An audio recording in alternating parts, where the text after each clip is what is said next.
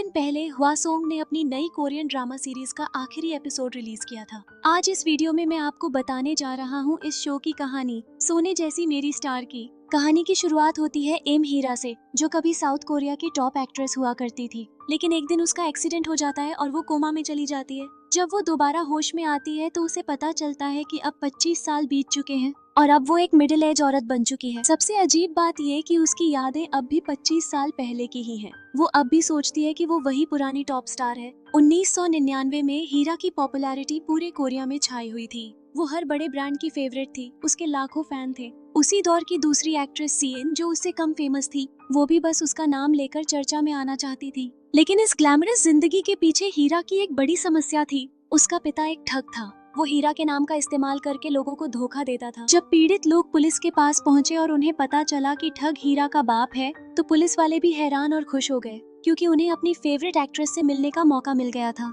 मगर हीरा को बुलाना आसान नहीं था। पुलिस वालों में कोई भी चाहता नहीं था कि गॉडेस उनसे नाराज हो जाए, तो उन्होंने ये जिम्मेदारी दी डिटेक्टिव डोगू को। डोगू ने पहली बार फोन किया, लेकिन हीरा ने बात सुनते ही फोन काट दिया। उसे लगा ये उसके पापा का मामला है, इसे मैनेजर संभाल लेगा। लेकिन डोगू बार बार कोशिश करता रहा और हर बार हीरा उसे मना कर देती। एक दिन हीरा के मैनेजर ने उसे झूठ बोलकर एक बार में बुला लिया। वहाँ उसका अगला शो डायरेक्टर चोइशिन मौजूद था, जो उस पर बुरा इरादा रखता था, मतलब कास्टिंग के बदले में गलत डिमांड। पर हीरा ने साफ मना कर दिया। भले रोल हाथ से चला जाए, पर उसने समझौता नहीं किया। उसी वक्त उसका मूड बहुत खराब था। तभी डोगू का फोन आया। हीरा ने सारा गुस्सा उसी पर निकाल दिया, लेकिन आखिरकार वो पुलिस स्टेशन जाने को तैयार हो गई। उस दिन पुलिस स्टेशन में जैसे त्योहार का माहौल था। सब काम छोड़कर उसे देखने आ गए। डोगू तो उसे देखकर हैरान रह गया। वो उसकी खूबसूरती में खो गया। पूरी पूछताछ की जगह को सजा दिया गया था, जैसे कोई सेलिब्रेशन चल रहा हो। जाते जाते हीरा ने सबको ऑटोग्राफ भी दिए और थोड़ी देर वो डोगू से अकेले में भी मिली।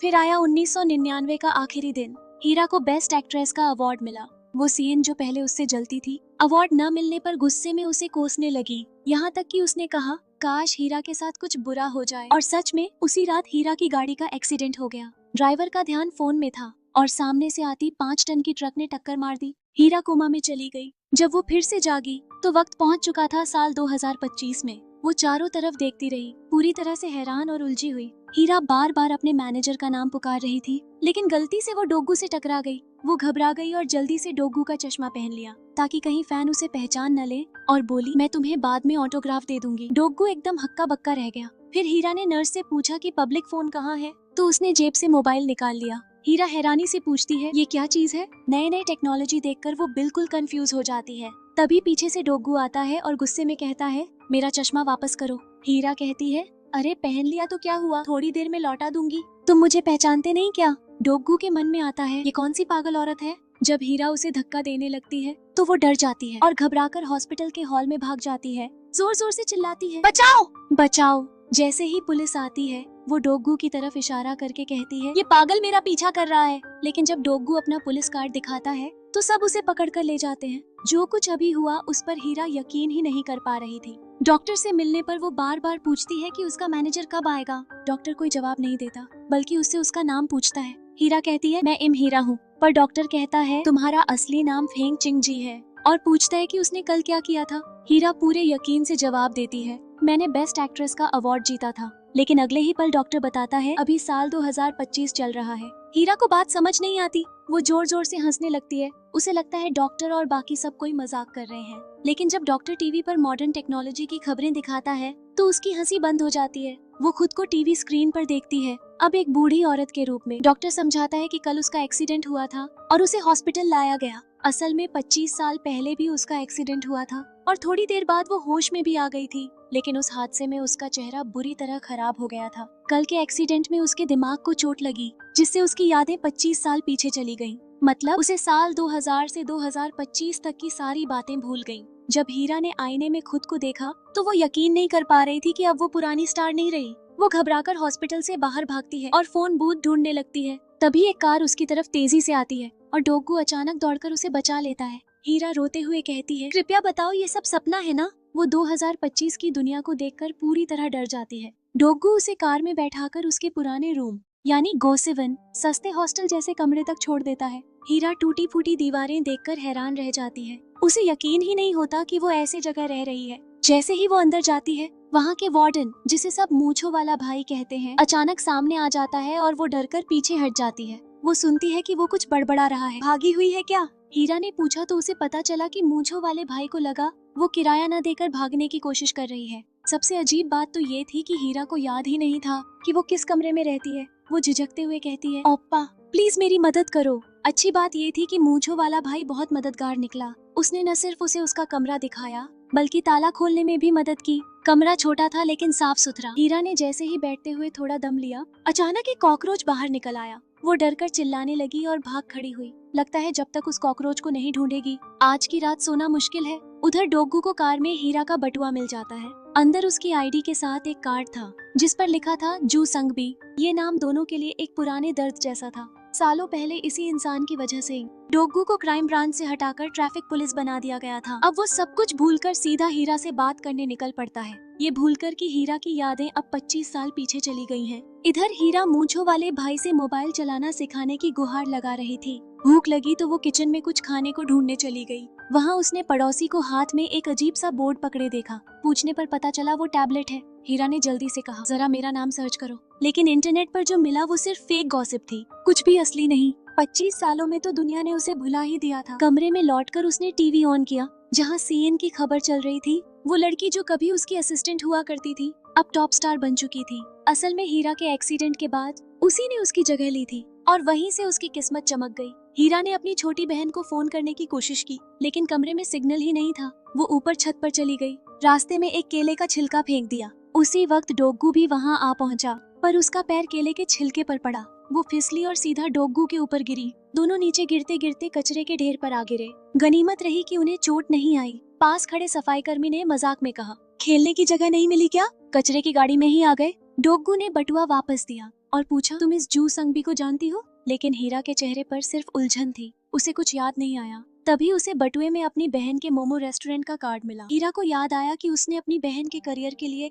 बहुत कुछ कुर्बान किया था। अब जब उसे पता चला कि वो रेस्टोरेंट चलाती है तो उसे यकीन ही नहीं हुआ। वो शक में वहाँ पहुँचती है और देखती है कि उसकी बहन खुद रसोई में आटा बेल रही है। वो गुस्से में पूछती है, तू तो कोरिया यूनिवर्सिटी में पढ़ रही थी, ये क्या कर रही है? हीरा ने अपनी बहन से पूछा, इतना जल्दी क्यों आ गई यहाँ आटा बेलने? उसकी बहन तो मान गई कि हीरा बस नाटक कर रही है कि उसे याद नहीं। इसी बीच एक लड़की गोंधुआ में घुस आई। दोनों की बातें सुनकर हीरा को समझ आया कि ये लड़की उसकी भतीजी है। हीरा ने अपनी बहन को डांटा कि इतनी जल्दी बच्चे को क्यों पैदा कर लिया। बहन गुस्से में आ गई और सारे मोमो फर्श पर गिरा दिए। हीरा जब उन्हें उठाकर ले जाने लगी तो दूर से किसी ने उसे चुपके से फोटो खींचते देखा। मोमो खाते हुए हीरा को एक फोन आया। फोन करने वाले ने पूछा कि क्या वह अब भी काम पर आना चाहेगी। असल में अब उसकी नौकरी स्कूल के कैफेटेरिया में सब्जी काटने की थी। यादें भले ही गायब थीं, लेकिन हाथ की चालाकी देखकर लगता था कि उसने सालों तक काम किया है। हीरा ने थोड़ी सी स्मोक्ड गाजर लेकर बस पकड़ी, लेकिन बस में ध्यान नहीं रखा और गाजर छूट गई। वो गाजर सीधे उस लड़की के ऊपर गिर गई।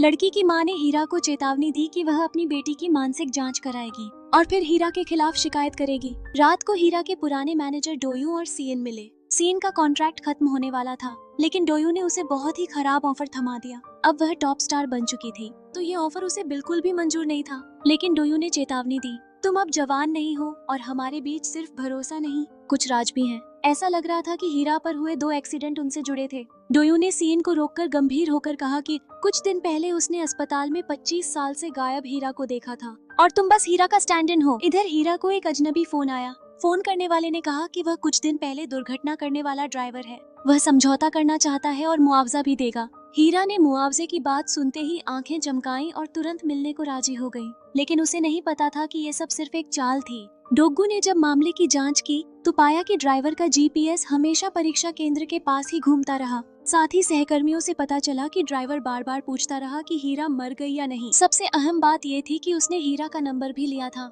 शायद समझौता करने के लिए। बुरा सा एहसास होने पर डोगू ने तुरंत हीरा को फोन किया और परीक्षा केंद्र लौटने के लिए कहा, लेकिन अब बहुत देर हो चुकी थी। हीरा पहले ही तय जगह पहुंच चुकी थी। खैर, ड्राइवर आखिरकार वहां नहीं आया। आधी रात को हीरा को प्यास लगी और उठी। किचन तक का रास्ता नहीं मिला।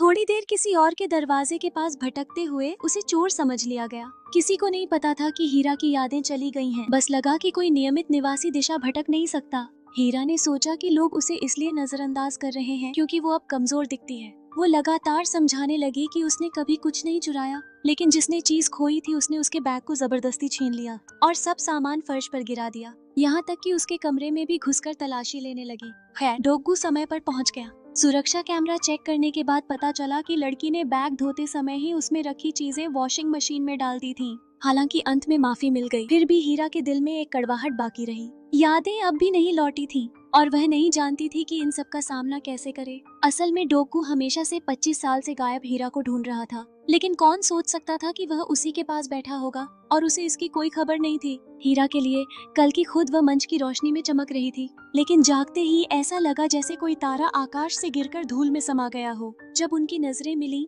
तो दोनों बस चुपचाप एक दूसरे को देखते रहे और उनकी हंसी में सारी जटिल भावनाएं छिपी थी। डोगू ने हीरा को एक तस्वीर दिखाई और चेतावनी दी कि हाल ही में कोई उसकी जासूसी कर रहा है। उस दिन वह असल में दुर्घटना करने वाले ड्राइवर से मिलने वाला था, लेकिन वह नहीं आया। बाद में डोगू ने पास की गाड़ियों के रिकॉर्ड से पता लगाया कि कोई फोटो खींच रहा था। हीरा को तस्वीर में दिखने वाले व्यक्ति की कोई पहचान नहीं थी, क्योंकि वह उसका पुराने मैनेजर डोयू द्वारा भेजा गया आदमी था। दिन में काम करते हुए हीरा अपनी भतीजी को ढूंढी। वह जानना चाहती थी कि उसकी बहन उसे इतना क्यों नापसंद करती है। भतीजी ने थोड़ी देर चुप रहने के बाद कहा, माँ कहती है कि उनकी जिंदगी तुम्हारी बहन ने बर्बाद कर दी। हीरा की जिंदगी तो पहले ही उलझन में थी और उसे इसका कोई एहसास तक नहीं था। हीरा अपने पिता से मिलने के लिए गांव के अस्पताल गई, लेकिन नर्स से पता चला कि यह उसका पहला ही दौरा है। बीमार पिता उसे पहचान ही नहीं पाए और वहीं ऐसी बात कह दी कि हीरा का दिल टूट गया। तुरंत यहाँ से चली जाओ, तुम्हारी बेटी तो हीरा है, यह बड़ी बहन नहीं। नर्स ने दरवाजे तक पीछा किया और एक बिल थमा दिया। बेबस हीरा जमीन पर बैठ गई,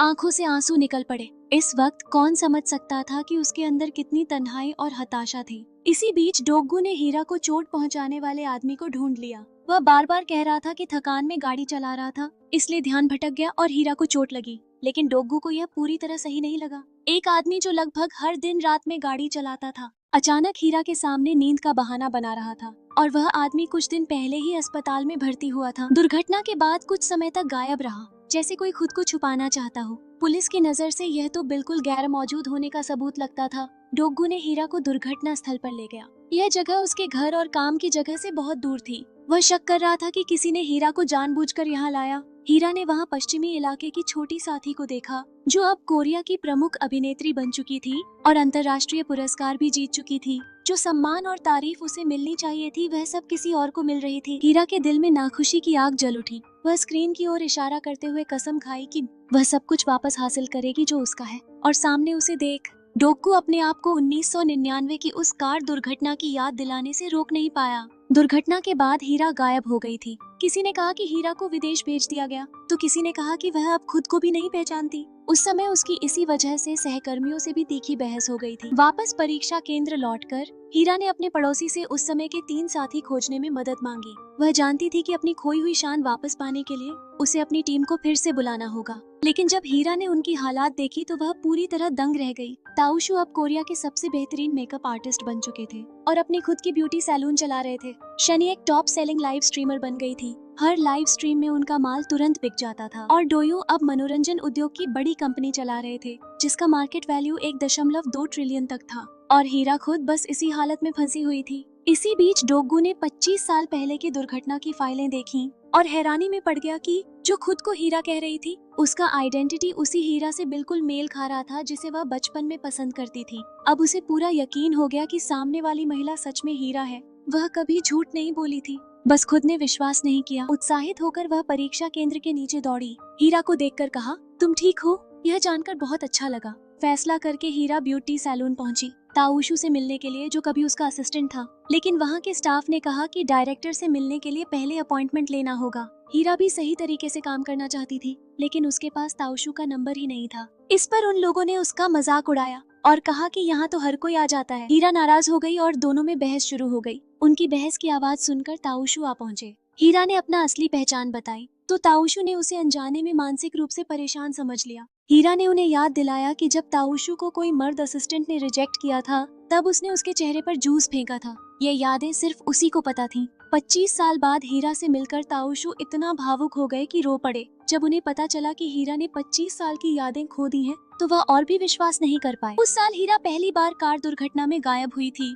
और ताऊशू कई सालों तक उसे ढूंढते रहे, पर कोई खबर नहीं मिली। वह मर्द असिस्टेंट जिसे हीरा ने जूस फेंका था, उनके सामने आ गया। जब दोनों ने अपनी असली पहचान जान ली, तो उनके चेहरे पर गहरी नाखुशी और गुस्सा झलक गया। अब एंटरटेनमेंट इंडस्ट्री पूरी तरह बदल चुकी थी। हीरा के पुराने नियम अब काम नहीं करते थे। जब ताऊशू ने सुना कि हीरा फिर से काम शुरू करना चाहती है, तो मर्द असिस्टेंट ने हाल ही में एक रोजाना दिखने वाला ड्रामा शुरू किया था। रोजाना दिखने वाला ड्रामा मतलब सोमवार से शुक्रवार हर दिन 30 मिनट का शोज। ताऊशू ने मर्द असिस्टेंट को आदेश दिया कि कोई भी तरीका अपनाकर हीरा को शो में लाओ, नहीं तो उसका पैसा कट जाएगा। उस रात हीरा ने एक सपना देखा। सपने में उसने 1999 के अंत में पुरस्कार लेने के बाद की अपनी खुद की झलक देखी। तब उसे कुछ खास ध्यान नहीं गया। डोयू बाहर फोन लेने चला गया। खासकर जब हीरा उसके पीछे आई, तो वह कहीं और चला गया ताकि वह कुछ सुन न ले। 50 साल की हीरा ने जोर से अपनी युवा खुद को गाड़ी में चढ़ने से रोका, लेकिन आश्चर्य ये था कि छोटी हीरा ने पीछे मुड़कर एक नजर जरूर डाली, फिर भी गाड़ी में बैठ गई।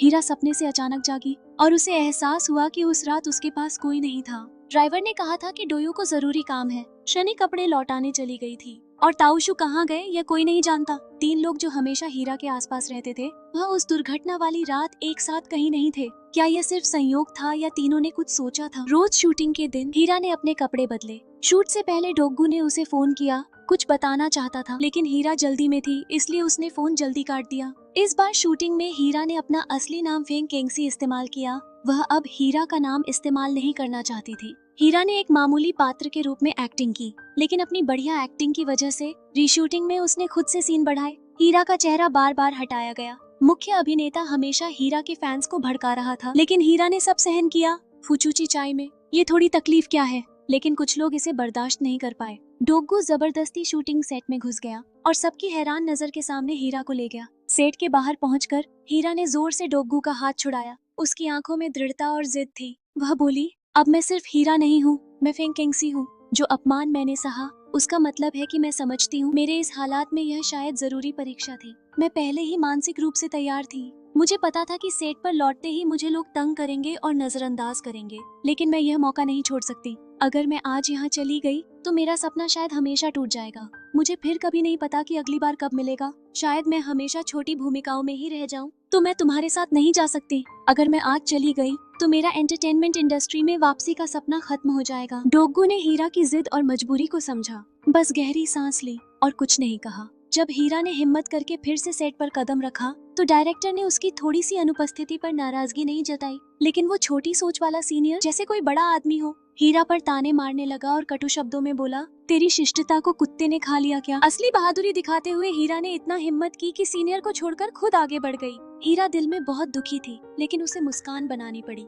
और बार बार सीनियर से माफी मांगती रही। बताती रही कि जो आदमी अभी आया था वह उसका मैनेजर था और उसने उसे देखकर थोड़ा ज्यादा उत्साहित होकर मार दिया। ये समझ न पाने वाला सीनियर अचानक ही हीरा को धक्का देकर अपने काम में लग गया। हीरा ने जल्दी से पीछा करने की कोशिश की और फिर से सब समझाने की कोशिश की, लेकिन जल्दी में वह फर्श पर पड़े सोफे से ठोकर खा गई। उस समय उसका दिल जैसे लहरों की तरह दुख और गुस्से से भर गया। वो सोच रही थी कि जब वह बड़ी स्टार थी, सभी लोग उसे सम्मान देते थे, कभी ऐसा अपमान नहीं सहा। अब उसे इस सेट में चुपचाप सब सहना पड़ रहा था, लेकिन डोगू हमेशा उसके साथ था। थोड़ी बहुत गर्मजोशी और सुकून देता रहा। जब दोनों सेट छोड़ने की तैयारी कर रहे थे, हीरा की स्थिति देखकर डोगू को बहुत दया आई। वह उसकी आंखों में चिंता और देखभाल देख रहा था। ताऊशू डोगू को नहीं पहचानते थे। डोगू अपने ऑफिसर आईडी दिखाने वाला था कि वह कौन है, लेकिन हीरा ने पहले बोल दिया कि वह उसका मैनेजर है। ताऊशू ने कहा कि यहाँ मिलना भी एक किस्मत है और उसने उत्साह से सुझाव दिया कि चलो साथ में खाना खाते हैं। इस मौके पर हीरा को खुश करने की कोशिश करने के लिए रेस्टोरेंट में पहुंचकर हीरा ने मेन्यू देखकर हैरान रह गई। वो नहीं सोचती थी कि अब ऑर्डर करना भी कंप्यूटर से होगा। पुरुष मुख्य अभिनेता लगातार हीरा की अक्ल पर हंसी उड़ाता रहा। आखिरकार हीरा सहन नहीं कर पाई और ताऊशू से पूछा, क्या मैं तुम्हारे पति को थप्पड़ मार सकती हूँ? ताऊशू ने कहा, कैसा भी हो वह मेरा पति है, चलो मैं ही उसे मार देता हूँ। थोड़ी देर बाद ताऊशू पूरी तरह खुलकर बातें करने लगे। वे सेट पर डोगू के हीरो वाले स्टाइल को याद कर रहे थे कि डोगू ने हीरा का हाथ पकड़कर कैसे सीन में चला गया और यह दृश्य कितनी शानदार लग रही थी। फिर ताऊशू ने डोगू और हीरा के रिश्ते के बारे में पूछा। हीरा ने फिर से कहा कि वह उसका मैनेजर है। मुख्य अभिनेता ने हीरा को थप्पड़ मारते हुए कहा, तुम सिर्फ एक छोटा रोल हो, तुम्हें मैनेजर की क्या जरूरत। लेकिन यह संबंध सरल नहीं लग रहा था। क्या यह समय छुप कर रहते हुए उनका परिवार बन गया था। यह सुनते ही दोनों पहले तो स्तब्ध रह गए, फिर जोर से एक साथ नकारा। लेकिन मुख्य अभिनेता स्पष्ट रूप से विश्वास नहीं कर रहा था और पूछते ही रहना चाहता था। हीरा पहले से ही उससे नाखुश थी और उसने उसका पूरा नाम जोर से बुला दिया। इस तरह यह खाना खाने की शाम हंसी ठहाकों और लड़ाई झगड़े में खत्म हुई।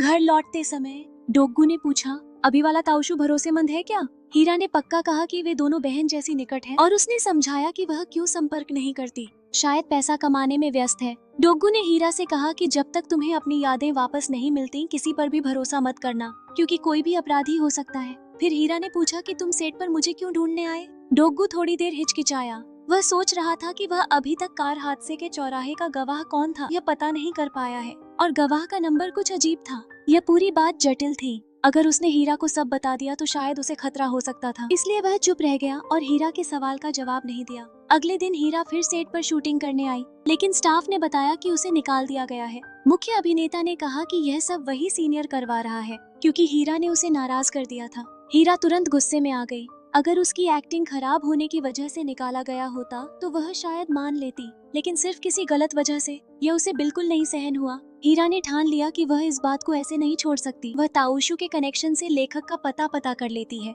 लेकिन जैसे ही वह लिफ्ट तक पहुंची, वह एक अजीब स्थिति से सामना करती है। किसी ने पास में कहा कि वह आदमी तो बहुत पहले मर गया, अब क्या करना चाहते हो, क्या शव जमीन में नहीं दफन है। हीरा डर गई और फोन निकालकर पुलिस को बुलाने ही वाली थी, तभी लिफ्ट खुल गई। हीरा ने सोचा कि पहले यहाँ से निकलना बेहतर है, लेकिन वह महिला अचानक अंदर आ गई। हीरा डर के मारे कांप रही थी। महिला धीरे धीरे मुड़ी और अपनी तीखी निगाहों से हीरा को घूरने लगी। हीरा पूरी तरह डर गया और तुरंत कहा कि उसने कुछ नहीं सुना। असल में वह महिला लेखक ही थी। वह अभी निर्देशक के साथ स्क्रिप्ट बदलने की चर्चा कर रही थी। लेखक हीरा की एक्टिंग से वाकिफ थी और उसने कहा कि हीरा ने बहुत अच्छा किया। निकालने का कारण यह था कि उसने स्क्रिप्ट में बदलाव किया था और कुछ छोटे रोल्स बढ़ा दिए थे। सीनियर ने नई स्क्रिप्ट देखकर बहुत गुस्सा किया, जिससे यह सब घटनाएं हुई। हीरा ने लेखक की बात सुनी और धीरे धीरे गुस्सा कम हुआ। उसने लेखक से सच्चे मन से माफी मांगी। लेखक ने कहा कि यह तुम्हारी गलती नहीं है, गलत है कि आपके चैनल को सिर्फ ड्रामा पसंद है। हीरा ने सोचा कि पुराने क्लिच इस्तेमाल करने से अच्छा है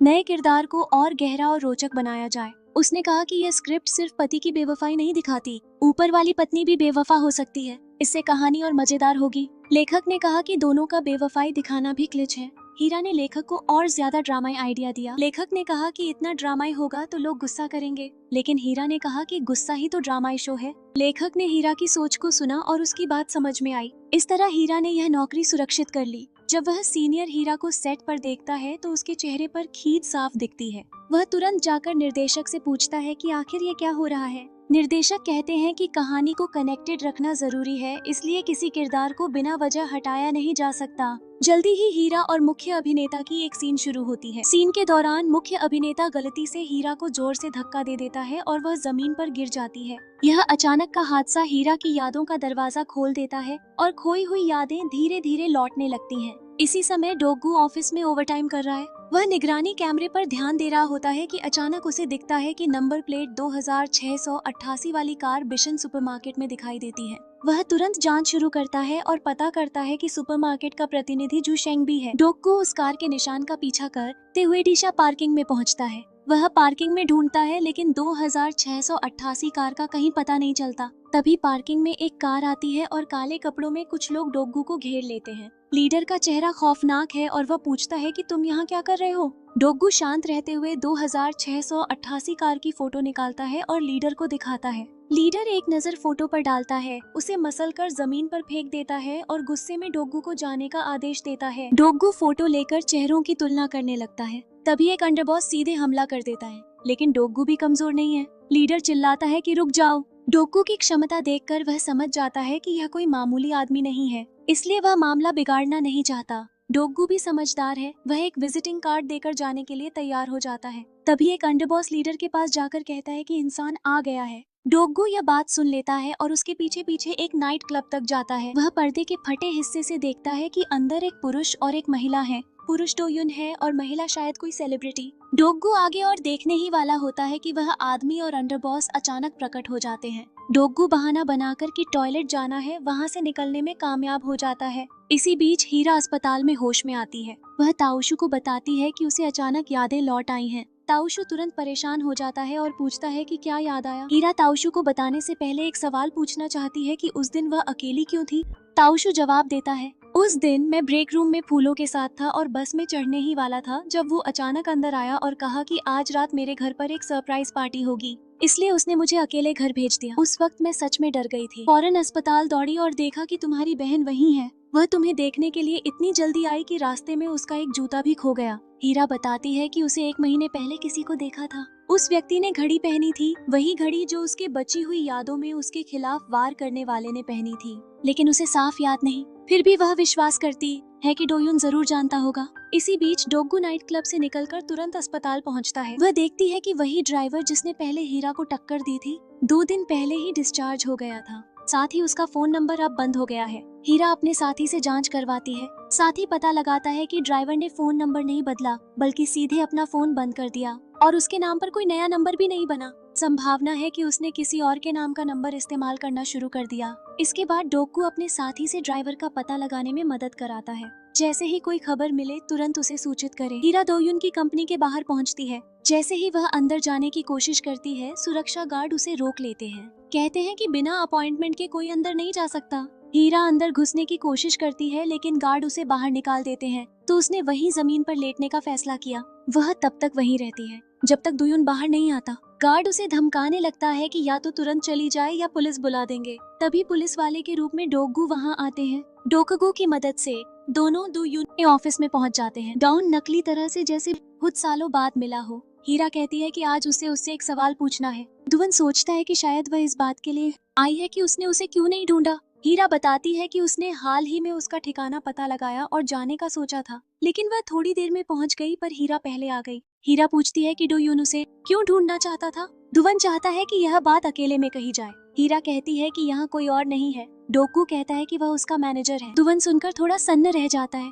फिर तीनों बैठकर खाने लगते हैं। हीरा पूछती है कि 25 साल पहले पुरस्कार समारोह में तुमने क्यों कहा कि सरप्राइज पार्टी होगी और शानिंग और ताउशु को भेजकर मुझे अकेले घर क्यों भेजा। दुवन पूछता है कि उसे याद नहीं। डोगू कहता है कि वह सिर्फ यह देखना चाहता था कि क्या जानबूझकर हत्या की कोशिश हुई थी। दुवन ठंडी हंसी देता है और कहता है कि वह इतना बेवकूफ नहीं कि इस सवाल का जवाब दे। वह हीरा से सवाल करता है कि वह कितनी देर तक अतीत में फंसी रहेगी। अब जब वह फिर से लौट आई है और उसकी करियर अच्छी स्थिति में है, तो भविष्य की ओर क्यों नहीं देखती। बीती बातों में उलझकर क्या हासिल होगा। हीरा दोयुन की बातों से प्रभावित नहीं होती। आज उसे जवाब चाहिए। उसे जानना जरूरी है कि उस समय दोयुन क्या कर रहा था। दुवन अनजाने में होंठ दबाता है और कहता है कि उसने पहले ही यह सब बताया था। हीरा जब अस्पताल में होश में आई थी तो वह पहला व्यक्ति था जो दौड़कर उसके पास आया। यही समय वह सब बातें कहता है। डॉन को पता है कि हीरा की यादें खोई हुई हैं, तो अब वह बेझिझक झूठ बोलता रहता है, मगर उसे नहीं पता कि हीरा उसकी छोटी चालें पहले ही समझ चुकी है।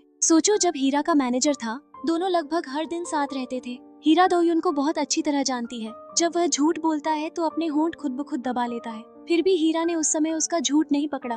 वो खाना दोनों की शक और झूठ के बीच खत्म हो गया। अगले दिन हीरा रोज की तरह सेट पर काम करने गई। पिछली बार उसने लेखक को कुछ आइडिया दिए थे, इस बार उसके किरदार के डायलॉग बढ़ा दिए गए। जब वह हीरो के साथ सीन करती है, एक सीन में उसने सफेद मूली से हीरो के चेहरे पर मारना है। यही सीन हीरा को अचानक मशहूर बना देता है। सोशल मीडिया पर उसकी ये क्लिप जैसे रॉकेट की तरह वायरल हो जाती है। यहाँ तक कि मूली बेचने वाली कंपनी ने भी इस मौके का फायदा उठाया और खूब पैसा कमाया। हीरा अचानक स्टार बन जाता है। फैंस उसे देखने आते हैं और ऑटोग्राफ लेने लगते हैं। उस दिन हीरा स्कूल के कैंटीन गया। वह कैंटीन वाली अम्मा की नौकरी छोड़ने आया था। जैसे ही बाहर निकला, भतीजी मिल गई। भतीजी थोड़ी झिझकते हुए एक कागज निकालती है और हीरा से साइन कराने लगती है। कहती है कि स्कूल में जमा करना है। कहती है कि पढ़ाई पूरी होने के बाद घर पर माँ से मिलना मुश्किल होता है, इसलिए हीरा से साइन करवाना चाहती है। हीरा की नजर तेज थी। फौरन समझ गया कि भतीजी झूठ बोल रही है, लेकिन उसने ज्यादा ध्यान नहीं दिया। सोचा शायद भतीजी की परीक्षा ठीक नहीं हुई और माँ से साइन करवाने में शर्म आ रही है।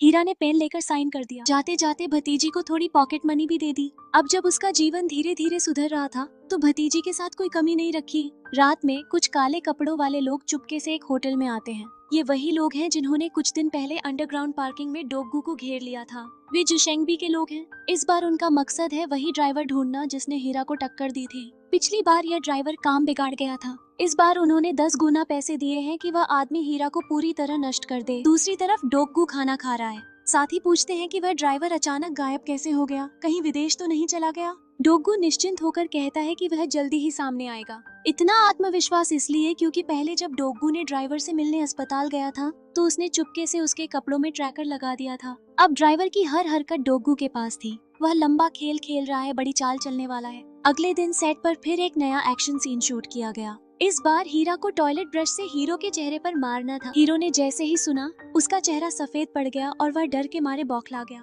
जल्दी से बोला, पिछली बार मूली से मारते हुए लगभग मेरे फेक दांत टूट ही गए थे, अभी तक ठीक नहीं हुए हैं। और अब डायरेक्टर ने हीरा से कहा कि दूसरी तरफ मारो। घर लौटकर हीरो ने अपनी पत्नी से शिकायत की, कहा कि अब वह फिल्म छोड़ना चाहता है। सेट पर ही कष्ट सहना अलग, अब ऑनलाइन लोग भी उसके वीडियो को बुरी तरह काट छांट रहे हैं। यह देखकर ताई हंस हंस कर पागल हो गए। हीरो बिल्कुल निराश था, यहाँ तक कि पत्नी भी अब दूसरों के पक्ष में थी। इसी समय ताई अंकल के दिमाग में एक आइडिया आया। उन्होंने सोचा कि हीरा की इस मौजूदा लोकप्रियता का फायदा उठाकर टीवी शॉपिंग चैनल पर उनके प्रोडक्ट बेचवा सकते हैं और खूब पैसा कमा सकते हैं। जैसा सोचा वैसा हुआ। पहले जो सामान शॉपिंग चैनल पर सस्ते दाम में बिक रहा था, हीरा के प्रमोशन के बाद एक ही रात में सब बिक गया। यह अजीब घटना इंटरनेट स्टार शानिंग की नजर में आई। वह हैरान था। इंटरनेट पर खोज करने पर पता चला कि प्रमोट करने वाला हीरा है। हीरा की वह खास हरकत शानिंग कभी नहीं भूल पाएगा। वह फौरन घबरा गया। इसी बीच डोयुआन ने भी नई योजना शुरू की। उसने 21 एंटरटेनमेंट कंपनी के नाम पर हीरा के लिए एक फैन क्लब बनाया।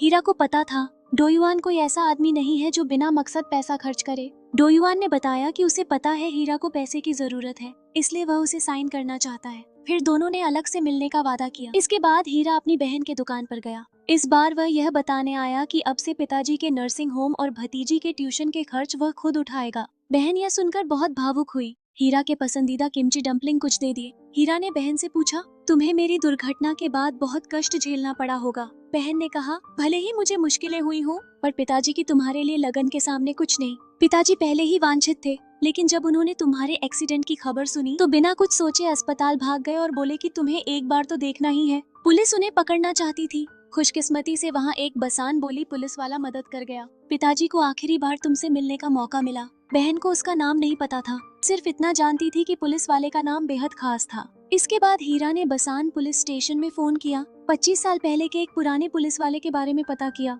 उन्होंने बताया कि वह आदमी लंबा था, बाल बिखरे हुए थे और भौहें काली और घनी थी। हीरा जिस व्यक्ति की बात कर रहा था वही 0728 डोकगू था। बस उस समय उसका नाम नहीं पता था, केवल पुलिस नंबर मालूम था। अब पुलिस स्टेशन में सब नए लोग थे, पुरानी घटनाओं के बारे में उन्हें कुछ नहीं पता। दूसरी तरफ डोगू ट्रैफिक नियंत्रित कर रहा था। अचानक उसने देखा कि एक्सीडेंट करने वाले ड्राइवर की जगह बदल गई है। उसका दिल डर से धक धक करने लगा और उसे समझ नहीं आया कि यह आदमी अब कहाँ जा रहा है। तो उसने तय किया कि वो पीछे जाएगा और खुद देखेगा क्या चल रहा है। उसने जल्दी से काम अपने साथी को सौंपा और गाड़ी लेकर पीछे लग गया। सिग्नल पर पहुंचते ही डोगू को एहसास हुआ कि वो आदमी सीधा ही हीरा की तरफ जा रहा है। उसने तुरंत फोन लगाया, मगर हीरा का फोन नहीं लग रहा था क्योंकि उसका फोन बंद था और चार्ज पर लगा हुआ था। हीरा बहुत भूखा था, सोच रहा था नीचे जाकर कुछ खाने को ले आए, लेकिन वापस लौटते वक्त अचानक एक आदमी ने उसे पकड़ लिया और उठाकर ले गया। वो जागा तो खुद को एक गोदाम में पाया। आदमी ने उसे घसीटकर एक कोने में फेंक दिया जहाँ वो उसके टुकड़े करने की तैयारी में था। तभी उसे याद आया कि उसका टूल बैग तो गाड़ी में ही रह गया है। वो बाहर गया और जैसे ही मौका मिला हीरा ने पूरी ताकत लगाकर अपने हाथों की पट्टियां तोड़ डाली और पास रखे एक बड़े ड्रम के पीछे छिप गया। मगर उसे नहीं पता था कि उसका साया जमीन पर पड़ गया है, जिससे उसका ठिकाना खुल गया। वो उठकर भागने लगा, पर वो आदमी पीछे पीछे दौड़ पड़ा। हीरा ने पास रखी लकड़ी उठाई और उस आदमी के सिर पर दे मारी। दोनों में हाथापाई हुई, फिर दोनों जमीन पर गिर पड़े। हीरा किसी तरह उठकर भागा, पर वो आदमी पास रखी कुल्हाड़ी उठाकर फेंक देता है। कुल्हाड़ी उसके पास आकर गिरी। हीरा डर के मारे जड़ हो गया। उसी वक्त एक हथकड़ी उछलकर आई और उस आदमी के चेहरे पर जा लगी। वो वहीं चकरा गया और अगले पल डोगू आसमान से जैसे धरती पर उतरा, सीधा उस पर टूट पड़ा। दोनों में जबरदस्त लड़ाई हुई। आखिरकार उस आदमी को गिरफ्तार कर लिया गया। वो पहले से ही हिंसा के केस में पैरोल पर था। अब फिर अपहरण, हिंसा और हत्या की कोशिश, तो अब जल्दी छूटने वाला नहीं था। हीरा को समझ नहीं आ रहा था कि वो आदमी उसे मारना क्यों चाहता था। इसी बीच शियंग ने इंटरनेट पर 21 एंटरटेनमेंट कंपनी का वीडियो देखा जो हीरा के समर्थन में बना था। वो गुस्से से तमतमा उठा और तुरंत अपने असिस्टेंट से पता लगाने को कहा कि ये सब किसने किया। असिस्टेंट ने बताया ये सब दोयोन ने खुद किया है और वो हीरा को अपने साथ साइन करने की तैयारी में है। शियंग अपना आपा खो बैठा और गुस्से में कार लेकर कंपनी की तरफ निकल पड़ा। दूसरी तरफ सोनियांग उससे पहले ही दोयोन के ऑफिस पहुंच चुका था। वो बोला तुम्हें सब पता था कि वो हीरा है, फिर भी तुमने हमसे कुछ नहीं कहा। उसी वक्त शियंग कार में बैठा अतीत याद कर रहा था जब उसने निर्देशक चोई यंगुक की फिल्म में हीरोइन का रोल पाने के लिए निवेशक के साथ समझौता किया था। वो सब कुछ किया जो हीरा ने करने से मना किया था और उसी वजह से जो रोल हीरा का होना था वो शियंग को मिला और उस फिल्म से वो स्टार बन गया। अब ऑफिस पहुंचकर शियंग ने दोयोन से पूछा आखिर तुम क्या प्लान बना रहे हो, हीरा को इसमें क्यों घसीट रहे हो। दोयोन मुस्कुराया और बोला तुम लोग बस तमाशा देखो, मैं उसे एक बार फिर बर्बाद कर दूंगा। डोगू ने हीरा को कुछ तस्वीरें दिखाई और बोला गाड़ी में बैठा ये आदमी शायद असली गुनहगार है क्योंकि 25 साल पहले वाली और हाल की दोनों हादसों में ये मौजूद था। मतलब साफ था दोनों एक्सीडेंट कोई इत्तेफाक नहीं थे। हीरा ने गौर से देखा और तुरंत पहचान लिया ये वही है जिसे मैंने हादसे से पहले देखा था। उसने कसम खाई कि वो खुद इस कातिल को ढूंढ निकालेगी। डोगू जानता था कि ये मामला बहुत खतरनाक है। वो नहीं चाहता था कि हीरा इस जाल में फंसे, मगर हीरा के लगातार बोलते रहने और जिद करने पर वो आखिरकार मान गया। हीरा मुस्कुराकर बोली अब मैं अकेली नहीं हूँ, तुम साथ हो ना। डोगू कुछ कह नहीं पाया, बस चुपचाप हामी भर दी। अगले दिन डोगू दफ्तर पहुंचा तो कमिश्नर ने उसे जमकर डांट दिया। असल में उसे ट्रैफिक डिपार्टमेंट में इसलिए भेजा गया था कि वो शांति से काम करे और कोई बवाल ना खड़ा करे, लेकिन अब उसने तो सीधे एक हत्यारे को पकड़ लिया था। कमिश्नर समझ गया वो फिर उसी पुराने केस की तरफ जा रही है। यही वो केस था जिसकी वजह से डोगू को नीचे भेज दिया गया था। डोगू ने शांत स्वर में कहा सालों बाद मुझे आखिरकार जू संगबिल और 21 एंटरटेनमेंट के बीच का कनेक्शन मिल गया है। बस थोड़ी और देर में मैं असली सरगना तक पहुंच जाऊंगी और इस केस की सबसे अहम कड़ी है हीरा। कमिश्नर ने कुछ सोचकर कहा ठीक है, ये तुम्हारा आखिरी मौका है। इसके बाद डोगू ने नौकरी से अस्थायी छुट्टी लेकर हीरा की मैनेजर बनने का फैसला किया ताकि वो उसकी सुरक्षा भी कर सके और साथ ही केस की जांच भी जारी रख सके। उधर हीरा और एक स्क्रिप्ट राइटर जश्न मना रहे थे। राइटर का नया ड्रामा प्यार कोई गुनाह नहीं इस साल की सबसे बड़ी हिट बन गया था। राइटर ने मुस्कुराकर कहा अगर तुम्हारी इंस्पिरेशन ना होती तो मैं इतनी जल्दी ये स्क्रिप्ट पूरी नहीं कर पाता। हीरा की नजर नीचे रखे एक पुराने स्क्रिप्ट पर पड़ी। राइटर की वो पहली कहानी जिसे डेब्यू अवार्ड के बाद उसने लिखा था, पर वो बहुत डार्क थी इसलिए किसी ने फिल्माने से मना कर दिया था। हीरा ने कुछ पन्ने पलटे, उसे कहानी बेहद दिलचस्प लगी। उसने कहा क्या मैं इसे घर ले जाकर पढ़ सकती हूँ। राइटर ने हामी भर दी। घर लौटते वक्त हीरा बस स्टॉप पर बैठी वही स्क्रिप्ट पढ़ने लगी। तभी उसका फोन बजा। कॉल दोयोन की थी। दोनों ने एक छोटी सी शराब खाने में मिलने का तय किया। जैसे ही दोयोन ने हीरा का फोन देखा वो हीरा को अपने साथ कॉन्ट्रैक्ट में साइन करवाना चाहती थी, लेकिन जवाब देने से पहले हीरा के पास एक सवाल था। दोयोन ने कहा पूछो जो पूछना है। हीरा ने पूछा 25 साल पहले डायरेक्टर चोई योंगकुक की फिल्म के समय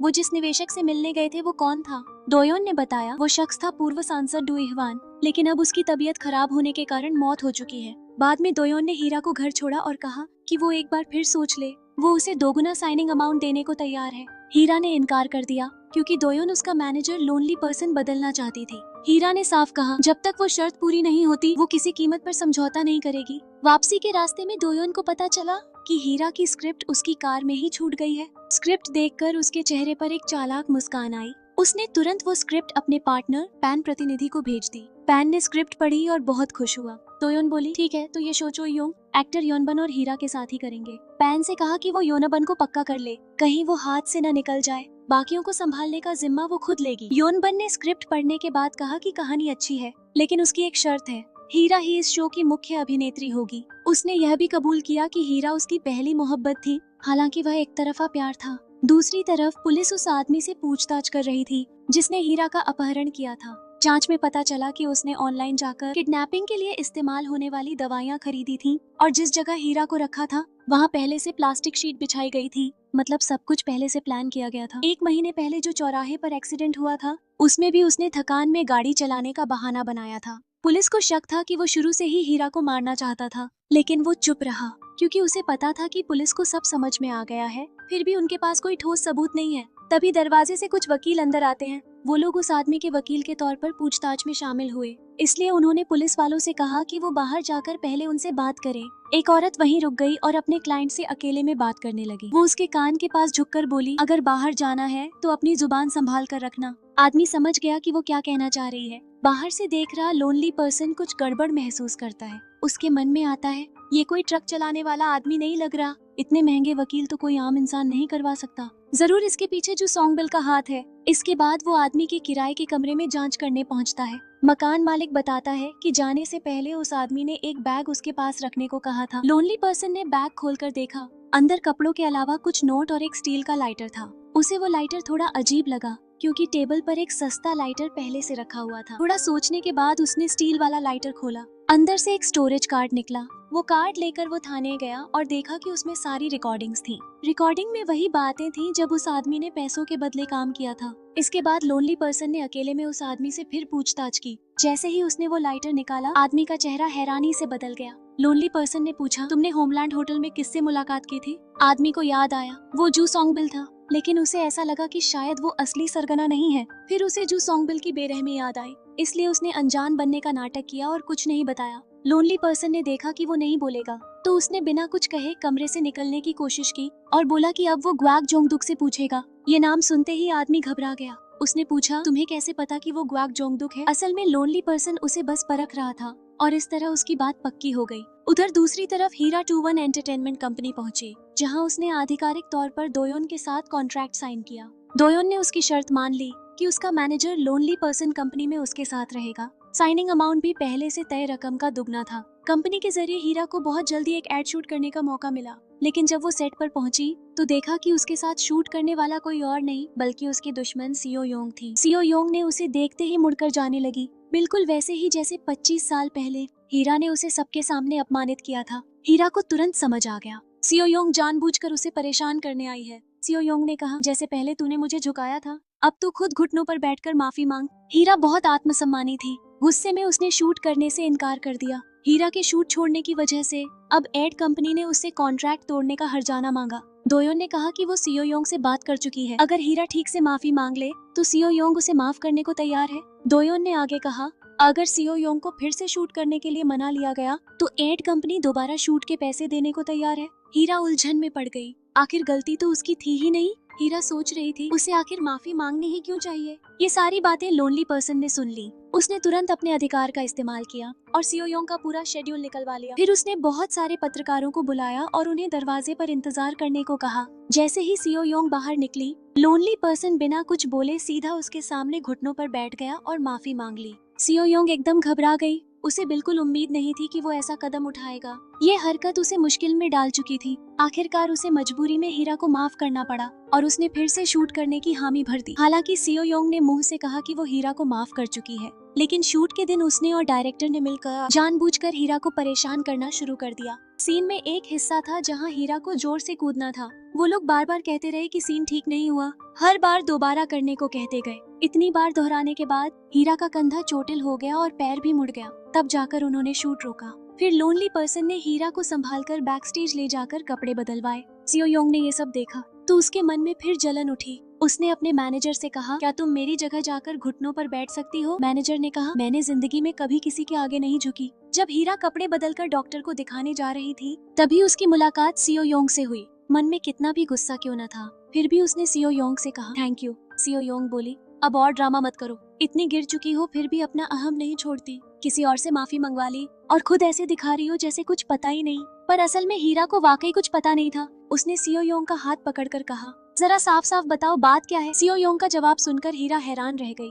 बाहर निकलते ही उसने लोनली पर्सन से पूछा, तुमने ऐसा क्यों किया? वो बोला, मैं तुम्हारा मैनेजर हूँ ना। अगले दिन प्यार कोई पाप नहीं के सेट पर एक पार्टी रखी गई। सबसे पहले वहाँ पहुँचा शो का हीरो। पत्रकारों ने उसे घेर लिया। वो पूरी तरह लाइमलाइट में था, लेकिन जैसे ही हीरा अंदर आई, सारी नजरें उसी पर टिक गईं। दोनों को लोग मूली थप्पड़ जोड़ी कहने लगे। उस दिन के बाद से उस हीरो ने कभी वो ड्रामा नहीं देखा। हर बार जब उसे वो सीन याद आता, वो गुस्से से दांत पीसने लगता, क्योंकि उसी वक्त हीरा ने उसका नकली दांत लगभग तोड़ ही दिया था। पार्टी में कुछ देर बाद हीरो नशे में धुत हो गया और उसके मुंह से बार बार हीरा का नाम निकलने लगा। हीरा एकदम घबरा गई, क्योंकि बाहर की दुनिया में वो अपने असली नाम फेंग चिंगचिंग से जानी जाती थी। किसी को नहीं पता था कि वही हीरा है। जैसे ही उसकी असली पहचान खुलने वाली थी, पीछे से अचानक लोनली पर्सन आया। उसने हीरो को जमीन पर धक्का दिया और हीरा से कहा, जल्दी चलो, गड़बड़ हो गई है। असल में अब इंटरनेट पर हर जगह खबर फैल चुकी थी कि फेंग चिंगची ही असल में राष्ट्रीय देवी हीरा है। अब अगर वो भागी नहीं तो देर हो जाएगी।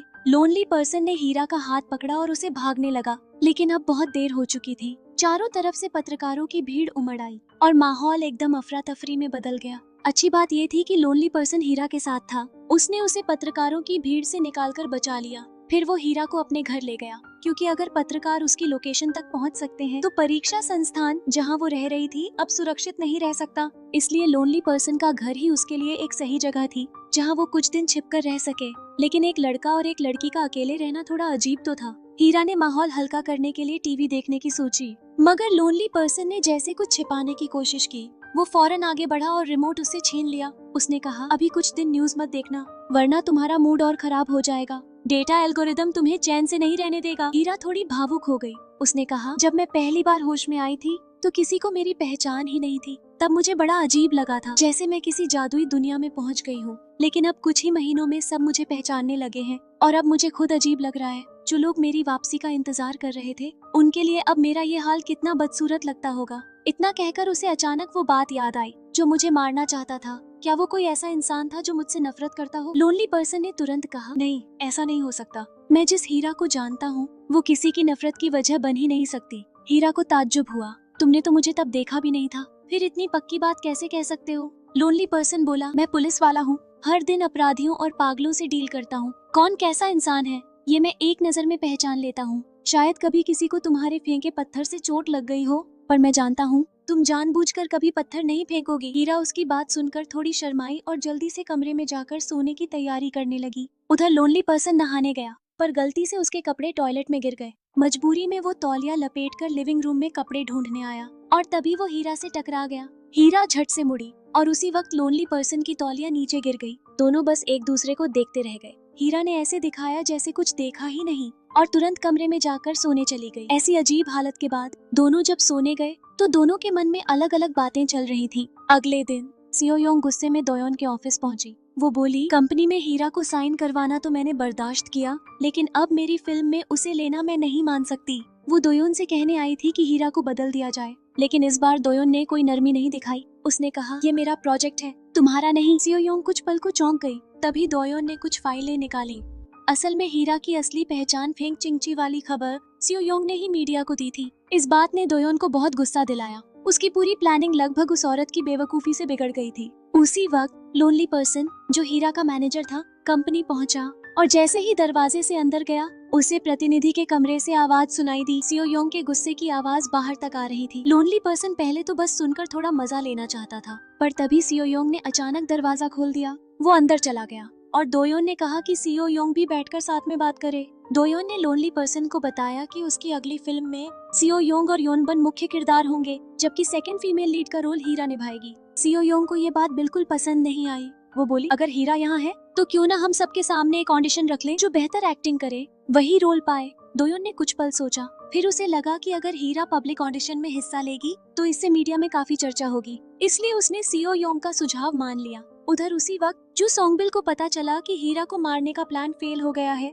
वो गुस्से से आग बबूला हो गई। तभी उसके पास बॉस का फोन आया। वो तुरंत एक गुप्त जगह पहुंची, जहां बॉस ने उसे आदेश दिया कि मेयर इलेक्शन शुरू होने से पहले हीरा को चुपचाप खत्म कर दे। उसकी घड़ी देखकर साफ पता चल गया कि वही असली साजिश करने वाली है और आखिरकार उसका असली चेहरा सामने आ गया। रात को हीरा पर हमला करने वाला आदमी अचानक अस्पताल पहुंचाया गया। डॉक्टरों ने बताया कि उसे मिर्गी का दौरा पड़ा था, जिससे उसकी सांस रुक गई और देर हो जाने के कारण अब शायद वो कभी होश में न आए। लोनली पर्सन को समझ आ गया कि मामला सीधा नहीं है, जरूर किसी ने उसे मारने की कोशिश की है ताकि सच्चाई बाहर न आ सके। कुछ ही दिनों बाद ऑडिशन का दिन आ गया। थोड़ी ही देर में ज्यादातर अभिनेत्रियां बाहर कर दी गईं। अब हीरा की बारी आई। सियो योंग ने जानबूझकर मुश्किल बढ़ाई और कहा, कुछ अलग करके दिखाओ, ये एक जैसी एक्टिंग अब बोरिंग लगती है। हीरा तैयार नहीं थी, थोड़ी घबरा गई, लेकिन लोनली पर्सन वहीं मौजूद था। उसने नजर से उसे हौसला दिया। हीरा ने खुद को संभाला और अगले ही पल उसका परफॉर्मेंस सबको हैरान कर गया। वो धीरे से दोयोन के सामने पहुंची, कुछ कहे बिना उसे जोर से एक थप्पड़ जड़ दिया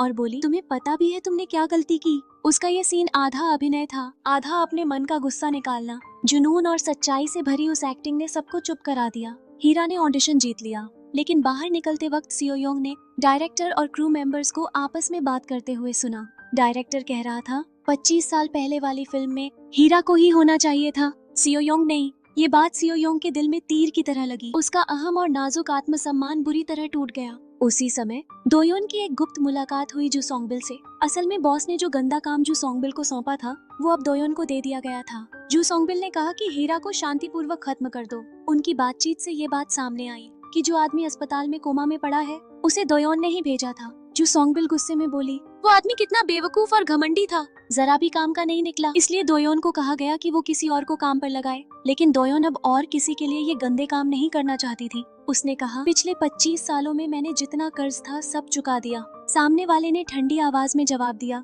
गुलामी जिंदगी भर चलती है, ये कोई सौदा नहीं जो खत्म हो जाए। उधर जैसे ही हीरा के सेकंड फीमेल लीड बनने की खबर फैली, सियो योंग का दिमाग पूरी तरह से खराब हो गया। हीरा ने प्रेस कॉन्फ्रेंस की तैयारी शुरू कर दी। उसने ठान लिया कि अब वो खुद को पूरी तरह बदल देगी। सबसे पहले उसने ठाना कि उसे वजन कम करना है। वो रोज जिम में पसीना बहाने लगी और आखिर मेहनत रंग लाई। वो फिर से पहले जैसी चमकदार और खूबसूरत बन गई। सियो योंग की हालत दूसरी थी। उस पर डर और बेचैनी हावी हो गई थी। कॉन्फ्रेंस के दिन वो अपने डर को छिपाने के लिए शराब पीने लगी, क्योंकि उसे लग रहा था कि हीरा उसकी जगह ले लेगी। दोयोन ने ये सब देखा और बोली, मेरी नजरों में तुम हमेशा सबसे बेस्ट रहोगी। लोग तुम्हें देखने आए हैं, ना कि उस मोटी हो चुकी औरत हीरा को। उसकी बातों से सियो योंग को थोड़ा सुकून मिला। जब वो स्टेज पर पहुंची तो अब भी उसकी रौनक बरकरार थी। लेकिन जैसे ही हीरा ने मंच पर कदम रखा, पूरा माहौल बदल गया। दोयोन तक दंग रह गई। हीरा एकदम पुराने दिनों की तरह लग रही थी। वो फिर से उसी स्टार जैसी चमक बिखेर रही थी जिसे कभी सबने चाहा था। उसकी खूबसूरती और आत्मविश्वास ने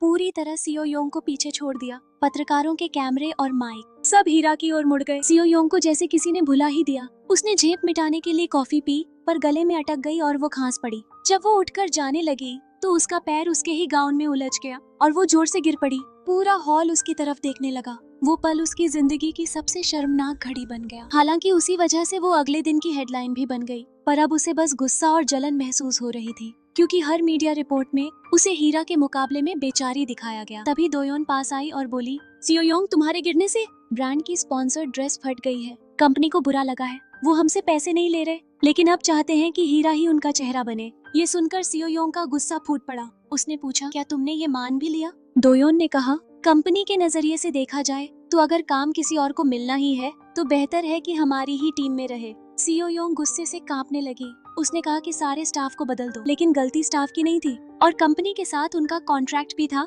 इसलिए उन्हें हटाया नहीं जा सकता था। मगर सियो योंग को किसी बात की परवाह नहीं थी। वो कभी खुद की गलती नहीं देखती, हमेशा दूसरों को दोष देती। जब उसे समझाया गया कि टीम नहीं बदली जा सकती तो उसने कहा, ठीक है, तो फिर स्टाइलिस्ट को ही बदल दो। वो स्टाइलिस्ट थी सनयोन, जो एक प्रोजेक्ट कॉन्ट्रैक्ट पर काम कर रही थी। कुछ ही समय बाद जैसे ही सनयोन को पता चला कि उसे सियो योन ने नौकरी से निकाल दिया है, वो गुस्से से आग बबूला हो गई। वो सीधी तैसू के ब्यूटी सैलून जा पहुंची, जहां सियो योन काम करवाने आई थी। जिस पल सियो योन ने सनयोन को निकाला, उसी पल से उनके बीच की दोस्ती हमेशा के लिए खत्म हो गई थी। लेकिन इस बार सनयोन साफ दिखा रही थी कि वो इतनी आसानी से हार मानने वाली नहीं है। उसके चेहरे पर गुस्सा था, आंखों में एक ठंडा पक्का इरादा झलक रहा था। उसने सियो योन की तरफ देखते हुए कहा, क्या तुम्हें लगा मुझे निकाल देने से बात खत्म हो जाएगी? मेरे पास 25 साल पहले की उस घटना के सबूत हैं। ये सुनकर सियो योन के पैरों तले जमीन खिसक गई। जो औरत अभी तक सिर ऊंचा किए खड़ी थी, वो अचानक डर से कांपने लगी। उसे कभी उम्मीद नहीं थी कि सन योन ने इतने सालों बाद भी सबूत संभाल रखे होंगे।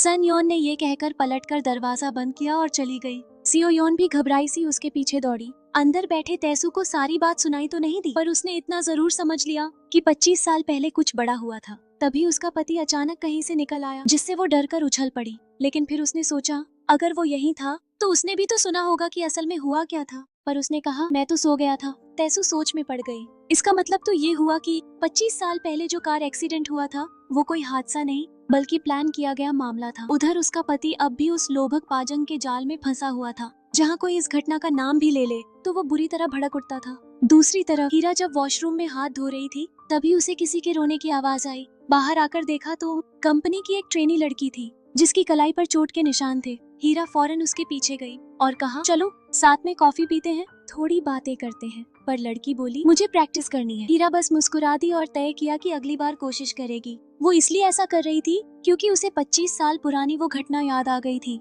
जब पुलिस ऑफिसर नंबर 0728 ने उसे ढांढस बंधाया था। अब तक उसे नहीं पता कि वो आदमी कौन था। उधर गुलदूसर जेल पहुंचा, जहां उसने उस आदमी के बारे में पूछताछ की जिसने हीरा की हत्या की कोशिश की थी। यानी जियांग दाक्यू। लेकिन जेल अधिकारी ने कहा कि उसे कुछ भी नहीं पता कि उसके साथ क्या हुआ। गुलदूजर बोला, अगर तुम नहीं बता सकते तो मैं खुद जाकर उससे पूछ लूंगा। ये सुनते ही जेल अधिकारी का चेहरा बदल गया। उसने पूछा, क्या जियांग दाक्यू होश में आ गया? गुलदूजर ने कहा, डॉक्टर ने बताया है कि वो अब खतरे से बाहर है, जल्द ही होश में आ जाएगा। ये कहकर वो वहाँ से चला गया। इधर जुशेंगबी नाम की वो पागल औरत फिर से गुस्से से तमतमा उठी। हर बार प्लान फेल हो जाता था। अब उसका सब्र जवाब दे चुका था। उसने अपने आदमी गो जेंगदू को कहा कि वो खुद जाकर हीरा का काम तमाम करे। रात में जियांग दाक्यू जो अस्पताल में कोमा में था, किसी ने उसका ऑक्सीजन पाइप खींच दिया। अगले दिन हीरा की बहन के रेस्टोरेंट में बैठे लोग उसी की बातें कर रहे थे। किसी ने कहा कि हीरा को उस गैंगस्टर बॉस ने छोड़ दिया था, पैसे खत्म हो गए थे, इसीलिए वो दोबारा शूटिंग करने लौटी थी। किसी ने कहा कि वो किसी अमीर आदमी के साथ थी, लेकिन अब उम्र बीत जाने के कारण उसे वहाँ से निकाल दिया गया। अगले ही पल एक बेलन उनके सामने आकर रुका। हीरा की बहन को उनकी बातें बिल्कुल पसंद नहीं आई। उसने बिना झिझके सबको दुकान से बाहर निकाल दिया। फिर उसने खुद के लिए एक पैक डाला और ख्याल फिर से 25 साल पहले की उस घटना पर चला गया। असल में उसी कार एक्सीडेंट में हीरा का चेहरा बिगड़ गया था। वो टूट चुकी थी। बहन चाहे जितना उसे समझाती, हीरा अपने दर्द से बाहर नहीं निकल पा रही थी। अब हीरा बुसान फिल्म शूट के लिए निकलने की तैयारी कर रही थी। रास्ते में अकेलेपन से भरे उस आदमी को अपने साथी का फोन आया। वो जियांग दाक्यू वाले केस के बारे में था। मजबूरी में उसने हीरा से कहा कि वो पहले अकेली बुसान चली जाए, वो काम खत्म करके वहाँ पहुँचेगा। उसने अपने साथी को आदेश दिया कि केस को जियांग दाक्यू मर्डर केस के तौर पर दर्ज करे, लाश को फोरेंसिक टीम को सौंपे और ये भी जांचे कि जियांग दाक्यू के कमरे में आने जाने वाले डॉक्टर और नर्स कौन कौन थे। ये सब बताने के बाद वो खुद बुसान निकलने ही वाला था। तभी उसके साथी ने वो सारी फाइलें दी जो उसने पहले मांगी थी। उसमें लिखा था कि मिनगुक वेस्ट हॉस्पिटल का एंटरटेनमेंट इंडस्ट्री से कुछ लेना देना है और इसमें जुड़ी कंपनी वही थी जहाँ पहले हीरा काम करती थी। उधर हीरा भी बुसान पहुँच चुकी थी। होटल में सामान रखकर ही उसके साथ काम करने वाला एक्टर मिलने आ गया। असल में वो रिहर्सल करना चाहता था, लेकिन ये सब उसी वक्त अकेलापन झेल रहे उस आदमी ने भी देख लिया। वो बुसान पहुंच चुका था। उसने गहरी सांस ली और मुड़कर चला गया। स्पष्ट था कि उसे जलन हो रही थी। तभी सियोयोन ने उसे रोक लिया और कहा कि वो उसके साथ एक पैक पी ले। पहले तो उसने मना किया, लेकिन सियोयोन बोली, कभी कभी नशे में वो बातें निकल जाती हैं जो होश में नहीं निकल पाती। शराब की मेज पर सियोयोन ने अपना असली मकसद बताया। वो उसे अपना मैनेजर बनाना चाहती थी। उसने कहा, तुम जैसे एजेंट जो किसी आर्टिस्ट के लिए झुक जाते हैं, ऐसे मैंने कभी नहीं देखे। तुम मुझे एक साधारण मैनेजर नहीं लगते। फिर उसने पूछा, क्या तुम्हारा और हीरा का कोई ऐसा रिश्ता है जिसे दुनिया से छिपा रखा है? वो मुस्कुराया और पलटकर पूछा, सुना है कि जियांग डू वॉन पहले तुम्हारा मैनेजर था, तो तुम्हारा और उसका क्या रिश्ता है? सियोयोन हल्की हंसी हंसी और बोली, हमारा रिश्ता परिवार जैसा है जिसे कोई तोड़ नहीं सकता। उसने पूछा, कौन सी बात थी जिसने तुम्हें और उसे इतना जोड़ दिया? सियोयोन बोली, हम दोनों एक बार नर्क में गिरने से बचे थे। हमने साथ में दर्द झेला है और कुछ राज छिपाए हैं। उसने पूछा, कौन सा राज? सियोयोन ने उसे इशारा किया, जरा पास आओ। वो झुककर पास आया, लेकिन सियोयोन ने उसे बस छेड़ दिया, उसके साथ मजाक किया। वो और ज्यादा रुकना नहीं चाहता था, इसलिए उठकर जाने लगा। तभी सियोयोन ने एक ग्लास उठाया, पूरा पी गई और बोली, तुम ऐसे नशे में धुत औरत को अकेला छोड़कर तो नहीं जाओगे, है ना? मजबूरी में अकेलापन झेल रहा वो आदमी सियोयोन को उसके कमरे तक छोड़ने गया, लेकिन लिफ्ट में ही अचानक हीरा से आमना सामना हो गया। अब तो वो सच में फंस गया। चाहे कुछ भी समझाए, सफाई नहीं दे सकता था। हीरा ने ये सब देखा तो उसका दिल भी कसक उठा। अगले दिन वो हीरा को लेकर उस पुराने रेस्तरां में गया जहाँ वो दोनों सालों पहले साथ आया करते थे। वो पिछली रात की गलतफहमी दूर करना चाहता था। बात करते करते दोनों ने काफी शराब भी पी ली। होटल लौटकर वो अचानक हीरा का हाथ पकड़कर बोला, आज रात मैं यहीं रुक जाऊं? उसका मतलब एक ही कमरे में रुकना नहीं था, बल्कि कमरा बदलने का था। उसे किसी खतरे का एहसास हो रहा था और सच में आधी रात को एक काले कपड़ों वाला आदमी कमरे में घुस आया जो हीरा को मारने की कोशिश कर रहा था, लेकिन वो आदमी पहले से ही चौकन्ना था। दोनों में जबरदस्त झगड़ा हुआ। अकेलापन झेल रहा वो आदमी बहुत फुर्तीला था, जबकि हमलावर के पास हथियार था। फिर भी वो उसे छू तक नहीं पाया। एक जोरदार किक में उसने उस हमलावर को दीवार से टकरा दिया। हालात बिगड़ते देख वो भाग निकला और वो आदमी उसका पीछा करते हुए पार्किंग तक पहुंच गया। उसी वक्त उसने टायरों की तेज आवाज सुनी। हमलावर कार से उस पर चढ़ने आया था। वो बच गया, लेकिन हमलावर भाग निकला। बस कार का नंबर याद रह गया। निगरानी टीम ने जांच की तो पता चला वो एक फर्जी नंबर प्लेट थी। पूरी रात की मेहनत के बाद भी वो आदमी फिर गायब हो गया। अगले दिन बुसान की शूटिंग खत्म हो चुकी थी। हीरा सामान पैक कर सियोल लौटने की तैयारी कर रही थी। उसे जब पता चला कि कल रात किसी ने हमला किया तो उसका दिल डूब गया। उसे तुरंत उसी पर शक हुआ। वो कुछ पूछ ही रही थी कि तभी वो आदमी वहाँ आ गया। कुछ बोले बिना कार में जा बैठा और कहा कि वो उसे रास्ते में छोड़ देगा। रास्ते भर वो आदमी कार में आराम से पैर फैलाए रहा, कभी सीट पर कभी तकिए पर। आखिर में तो सीधा उसके चेहरे के पास तक ले आया। हीरा ने गौर किया कि वो घायल है, पर ड्राइवर के बैठे होने के कारण कुछ नहीं बोली। उधर जुसोंग भी टीवी देख रही थी। मिनगुक सोक की सियोल मेयर बनने की खबर चल रही थी। वो गहरी सोच में डूब गई। उसे याद आया जब उस आदमी ने उसे एक घड़ी दी थी और कहा था कि वो उसके समर्थकों की वारिस बनेगी। रात में हीरा सब्जियां लेकर उस आदमी के घर पहुंची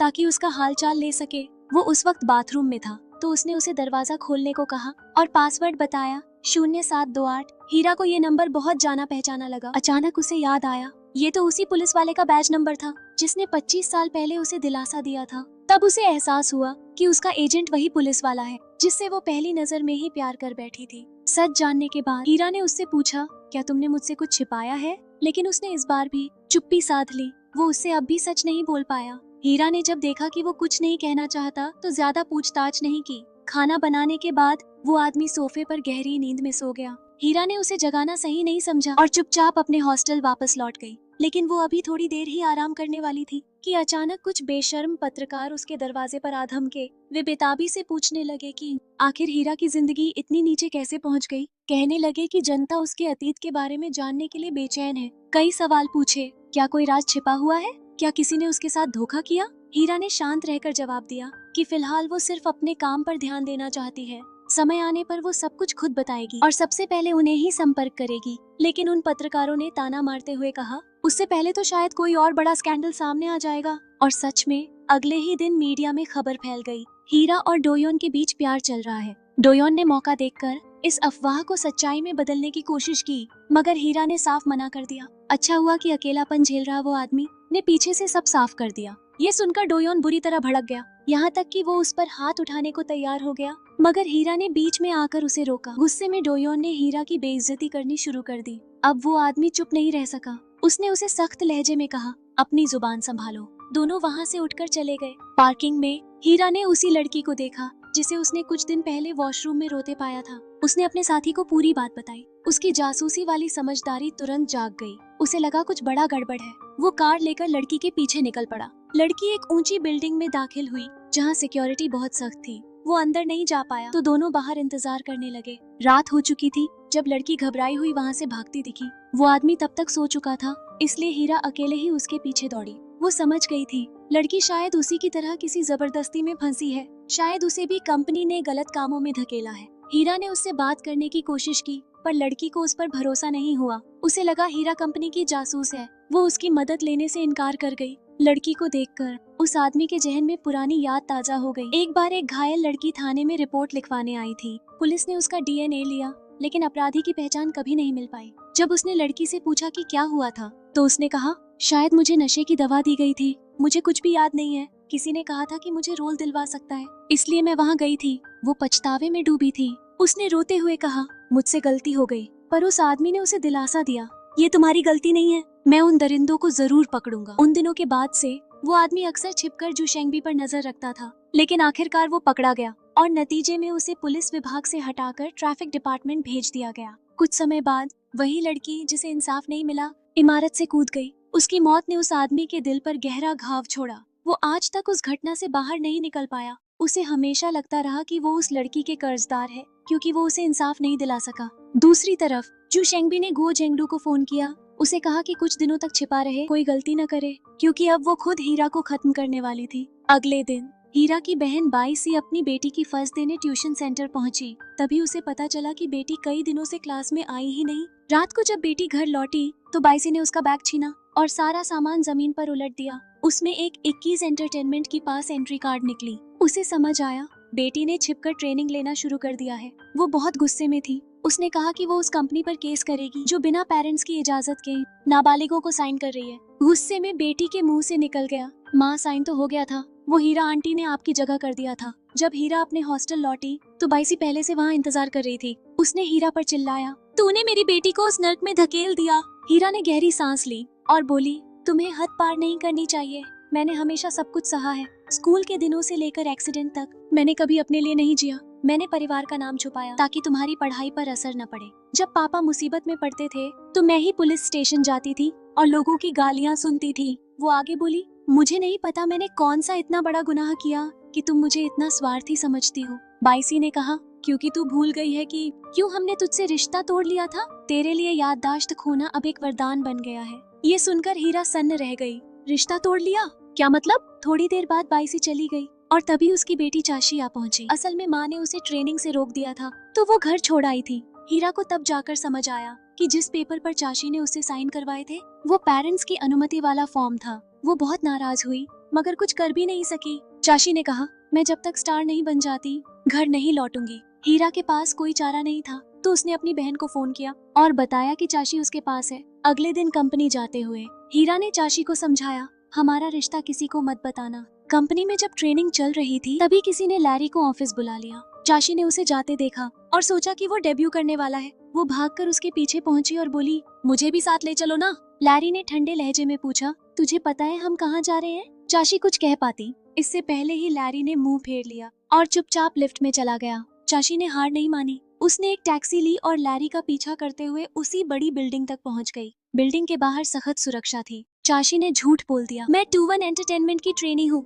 नाम है लैरी। गार्ड ने नाम चेक किया और सब सही निकला। चाशी बिना किसी रोक टोक के ऊपर की मंजिल तक पहुंच गई। लैरी ने उसे देखा तो सीधा बाथरूम में छिप गया। उसी वक्त किसी सहकर्मी ने नोटिस किया कि गुओ झेंगडू के दोनों हाथों की हरकत कुछ अजीब है। उसने तुरंत गोलूज्जे को बताया। गोलूज्जे ने उसे कहा, पीछा मत करना, मगर उसने बात नहीं मानी। वो एक गोदाम तक गया और दरवाजे के अंदर जाने से पहले ही उसे किसी ने बेहोश कर दिया। दूसरी तरफ ताइशु और शानयिंग एक साथ थे। ताइशु ने बातों बातों में शानयिंग से राज निकलवा लिया। उसे पता चला कि कोई रिकॉर्डिंग फाइल मौजूद है। उसने फौरन ये बात हीरा को बताई, मगर दोनों को जरा भी अंदाजा नहीं था कि वो रिकॉर्डिंग असल में हीरा के पिता के पास थी। उसी समय लैरी बाथरूम में छिपकर हीरा को फोन करता है। वो कहता है, एक ट्रेनी लड़की मुसीबत में है, मुझे समझ नहीं आ रहा क्या करूं, बस तुम्हारा ख्याल आया। जब हीरा को पता चलता है कि वो लड़की चाशी है, वो घबरा जाती है। वो तुरंत ताइशु के साथ कार लेकर वहाँ पहुँचती है। हीरा गार्ड से बचते हुए आपात सीढ़ियों से ऊपर चढ़ती है। उधर चाशी डरकर भाग रही थी और एक कमरे में जाकर छिप गई। उसे पकड़ने आई औरत ने जब देखा कि नीचे पुलिस पहुँच गई है तो उसने फोन करके अपने आदमियों को कहा, सारे कमरे चेक करो, सिक्योरिटी सिस्टम बंद करो। एक पल में सारी लॉक्ड दरवाजे खुल गए। चाशी किसी तरह हीरा तक पहुँच गई, मगर तभी वो औरत फिर से आधमकी। दोनों में झगड़ा शुरू हो गया। नीचे ताइशु पुलिस के साथ आ चुका था, लेकिन सिक्योरिटी गार्ड ने रास्ता रोक लिया। उसी वक्त चाशी ऊपर से भागती हुई नीचे आई और मदद मांगी। उधर गोलूजे ने लोकेशन ट्रैक करके अपने बेहोश साथी को ढूंढ लिया। पता चला कि ये सब कुछ जू शेंगबी की साजिश थी। वो हीरा को मारना चाहती थी, इसलिए पहले गोलूजे को हटाना जरूरी समझा। हमलावर सब हथियार लिए हुए थे। गोलूजे ने जमकर मुकाबला किया, मगर अकेला क्या कर पाता। उधर हीरा और वो औरत भिड़ गईं। हीरा तो बस एक एक्ट्रेस थी, कहाँ वो किसी गैंग की औरत का मुकाबला करती। वो औरत ने उसका गला पकड़ लिया और उसे जोर से सीढ़ियों से धक्का दे दिया। पर कमाल ये हुआ, हीरा को कुछ नहीं हुआ, बल्कि उसी झटके में उसकी सारी खोई हुई यादें लौट आईं। सपने में उसने अपनी पुरानी दोस्त यूलान को देखा। यूलान ने दरवाजा खोला। हीरा उसके पीछे पीछे बाहर निकली और तभी मानो वक्त का पर्दा खुल गया। 25 साल पहले वो हादसा जिसने उसकी जिंदगी पलट दी थी, एक कार एक्सीडेंट जिसने उसके करियर को खत्म कर दिया और उसकी शक्ल सूरत को लेकर पैदा कर दी जिंदगी भर की बेचैनी। लेकिन इन सबसे भी ज्यादा जो बात हीरा का दम घोंट रही थी, वो थी उसके अतीत की वो गलती जो आज तक उसे शर्म और पछतावे में डुबोए रखी थी। उस वक्त उसके पिता की हालत ठीक नहीं थी, दिमागी तौर पर वो कमजोर हो चुके थे। भले ही वो जिंदगी भर मुसीबतें खड़ी करते रहे, पर हीरा से उनका प्यार सच्चा था। मगर उस समय हीरा के दिमाग में बस एक ही जुनून था, अपने करियर को फिर से उठाने का। रात के सन्नाटे में वो पागलों की तरह फिल्म डायरेक्टर चोई येंगुक की कार के पीछे दौड़ी, सिर्फ इस उम्मीद में कि उसे एक और मौका मिल जाए। लेकिन उसके पिता ने रास्ता रोक लिया, कार के दरवाजे के सामने खड़े हो गए। हीरा ने बिना कुछ सोचे दरवाजा बंद किया और ड्राइवर को बोला, चालू करो। पिता पीछे से भागे, पर तभी एक ट्रक आया और सीधे उन्हें टक्कर मार दी। अब जाकर हीरा को सब याद आ गया। उसे परिवार ने नहीं छोड़ा था, उसने ही अपने परिवार को छोड़ दिया था। उसकी दोस्त यूलान ने उससे पूछा, पछता रही हो? हीरा बस रोती रही, खुद को कोसती रही। यूलान ने कहा, अभी सब खत्म नहीं हुआ, तू अब भी सब ठीक कर सकती है। हीरा ने देखा कि यूलान ने सूट पहना हुआ है। वो सोचने लगी कि शायद उसे नौकरी मिल गई, मगर यूलान ने कोई जवाब नहीं दिया, सिर्फ इतना कहा, आखिर तक हिम्मत मत छोड़ना। फिर वो चली गई और हीरा धीरे धीरे होश में आई। उधर गहलूजे अपने साथी को बचाने के लिए जू शेंगबी और उसके आदमियों से भिड़ी हुई थी। उसने पहले ही पुलिस को खबर कर दी थी, लेकिन अफरा तफरी में जू शेंगबी गाड़ी लेकर भाग निकली। जब गहलूजे को पता चला कि हीरा अस्पताल में है, वो तुरंत वहाँ पहुँची, मगर हीरा ने आंखें खोलते ही कहा, आप कौन हैं? गहलूजे को लगा शायद उसकी याददाश्त चली गई, लेकिन हीरा तो मजाक कर रही थी। फिर उसने सब बताया, कैसे उसकी यादें लौट आईं और 25 साल पहले के उस एक्सीडेंट का असली सच सामने आया। पिता के हादसे के बाद वो शर्मिंदा होकर परिवार से दूर हो गई। उसने अपनी सारी जमा पूंजी पिता के इलाज में लगा दी, लेकिन किस्मत ने एक के बाद एक मुसीबतें दी और वो बेघर हो गई। ऐसे ही बुरे वक्त में वो एक अनजान औरत यूलान से मिली, जिसने कहा था हमारे हॉस्टल में एक खाली कमरा है। वो औरत हीरा की जिंदगी की सबसे बड़ी रोशनी बन गई। दोनों साथ रहने लगी और उनका रिश्ता सच्ची दोस्ती से भी गहरा हो गया। गुजारा करने के लिए हीरा ने कैंटीन में काम शुरू किया, लेकिन इतनी कम तनख्वाह से बिजली पानी तक नहीं भर पाती थी। एक दिन जब वो बिलों के ढेर में तलाश कर रही थी, उसे एक यूएसबी ड्राइव और जुशेंगबी का विजिटिंग कार्ड मिला। उसने यूलान के लैपटॉप से वो ड्राइव चलाई और अंदर की बातें सुनकर दंग रह गई। यूएसबी के पीछे 2668 का एक नंबर लिखा था। उसने उस नंबर से एक गाड़ी का पता लगाया। वो गाड़ी थी मिनगोशी नाम के नेता की। हीरा ने उस नेता को धमकाया कि वो सब पब्लिक कर देगी, मगर मिनगोशी चुपचाप मुड़ गया। उसका असिस्टेंट बोला, मैं उस औरत हीरा का इंतजाम कर देता हूँ। लेकिन मिनगोशी ने कहा, हमें अपने हाथ गंदे करने की जरूरत नहीं। ऐसे कामों के लिए जुशेंगबी है ना। जुशेंगबी ने लोगों को बुलाकर एक एक्सीडेंट करवाया। उस वक्त झाओ परिवार के ड्राइवर को लगा कि हीरा मर चुकी है, तो उसने सीधा मिनगोशी को फोन करके सब बताया। ये सुनकर गलूतजे ने हीरा को ढांढस बंधाया। कम से कम अब तो तू उस अंधेरे दौर से बाहर निकल आई है। अब बस परिवार से रिश्ता फिर से जोड़ना बाकी है। गलूतजे ने पूछा, तुझे याद है वो औरत कैसी दिखती थी जिसने तुझे सीढ़ियों से धक्का दिया था? हीरा ने कहा, बस एक झलक देखी थी, क्योंकि उस वक्त मैं उससे लड़ रही थी। फिर गलूतजे ने उसे एक फोटो दिखाई। फोटो देखते ही हीरा ने पहचान लिया। हाँ, यही है वो औरत। वो औरत मिनगोशी की असिस्टेंट थी। हीरा बोली, उसे तुरंत पकड़ो। लेकिन गलूतजे ने कहा, बिना सबूत के अब कुछ किया तो वही हादसे दोबारा होंगे। गलूतजे का प्लान था पहले जुशेंगबी को पकड़ना और उससे सच उगलवाना कि सब कुछ मिनगोशी के कहने पर हुआ था। लेकिन तभी खबर आई, जुशेंगबी मर चुका है। पहली जांच में पता चला कि उसने कार के अंदर कोयला जलाकर आत्महत्या की। गलूतजे को पूरा यकीन था ये मिनगोशी की चाल है ताकि सबूत मिट जाए। असल में भागने के बाद जुशेंगबी ने खुद मिनगोशी से संपर्क किया था, पर वहाँ उसके पास सिर्फ असिस्टेंट आई। इस बात पर वो बहुत गुस्सा हुआ। अगर मैं तेरी हर गड़बड़ी साफ न करता और अपनी जेब से तेरे रास्ते न बनाता, तो तू आज इस कुर्सी पर कैसे बैठा होता? अब जब काम निकल गया तो सिर्फ असिस्टेंट को भेज दिया, मतलब इस्तेमाल के बाद रिश्ता तोड़ दिया। जुशेंगबी ने धमकी दी कि वो सबको अपने साथ खत्म कर देगा, मगर असिस्टेंट ने पहले ही वार कर दिया। उधर वही असिस्टेंट दो यून के पास पहुंची और गुस्से में पूछा, वो ट्रेनी चाही को हमारे ठिकाने की खबर कैसे लगी? दो यून खुद हैरान था, क्योंकि उसे कुछ भी नहीं पता था। फिर असिस्टेंट ने बताया कि चाही असल में हीरा की भांजी है। ये सुनकर दो यून हक्का बक्का रह गया। असिस्टेंट बोली, अगर ऐसी बात भी तू संभाल नहीं सकता तो हमारे साथ काम करना मुश्किल है। असल में उसका इरादा साफ था, वो चाहती थी कि दो यून चाही और हीरा दोनों को रास्ते से हटा दे। दूसरी तरफ गलूतजे कंपनी पहुंची और ट्रेनी लैरी से मिली। उससे मदद मांगी कि वो जांच में साथ दे, पर लैरी ने मना कर दिया। कहने लगा कि उसे डेब्यू की तैयारी करनी है। लेकिन जब गलूतजे ने सच्चे मन से गुजारिश की तो उसने बताया कि ली मैनेजर में कुछ गड़बड़ है। गलूतजे तुरंत उसके ऑफिस पहुंची और वहाँ की अलमारी से लैरी का गोपनीय करारनामा ढूंढ निकाला। अगले दिन 21 एंटरटेनमेंट कंपनी के बाहर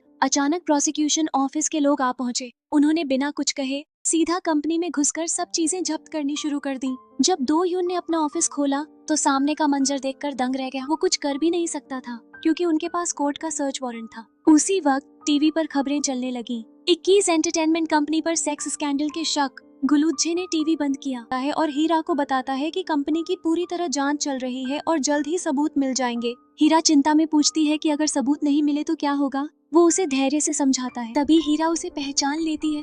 वही पुलिस वाला है जिसका बैज नंबर 0728 है।